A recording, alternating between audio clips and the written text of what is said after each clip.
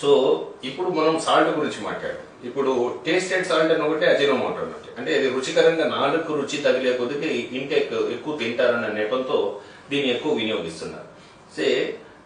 Food habits ఏ విధంగా ఉండాలంటే?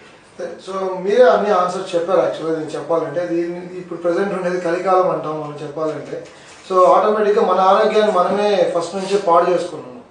So చిన్నపిల్లలకి అయితే చిన్నప్పటి నుంచే పేరెంట్స్ తీసుకొని వెళ్తే సూపర్ మార్కెట్ తీసుకెళ్తారు, వాళ్ళు అడిగినవి కొనిస్తారు. ఒక టైంలో ఈ విధంగా సూపర్ మార్కెట్స్ లేవు. సో నేను 80s పెరిగిన కిడ్నీ.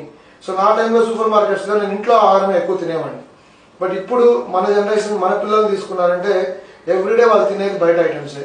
మనము ఏం చేస్తున్నామంటే స్విగ్గీ, జొమాటో వీటి అందుబాటులో ఉండడం వల్ల ఈజీ ఆర్డరింగ్ ఫుడ్, జస్ట్ ఒక ఫోన్ కాల్ లేకపోతే ఒక క్లిక్ ఆఫ్ బటన్లో మనకి ఫుడ్ డెలివరీ ఉంది కనుక we're getting adjusted to all these things. And దీనివల్ల మన హెల్త్ని మనమే పాడు చేసుకున్నాం. So future is going to be miserable అండి.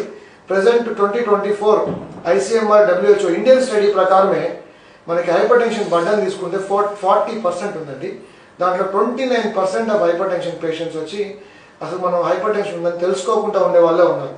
అంటే కళ్ళకు గంతలు కట్టినట్టు నాకు బీపీ లేదు అనుకుని బతికే వాళ్ళు 29% ఉన్నారు. ఆ 29% కాకుండా ఒకవేళ కనుక్కున్న 40%లో 12% మందికి ప్రాపర్ ట్రీట్మెంట్ పోతా ఉందండి. మిగతా మంది బీపీకి మాత్ర వేసుకున్నామని వాళ్ళు అనుకుంటుంటారు. డాక్టర్ని ఎప్పుడో ఒక 5 సంవత్సరాల ముందు కలిసి ఉంటారు. కామన్గా ఆమ్లో డిప్పినో లేకపోతే అటెన్లాలోని గవర్నమెంట్ హాస్పిటల్లో రాసుంటారు.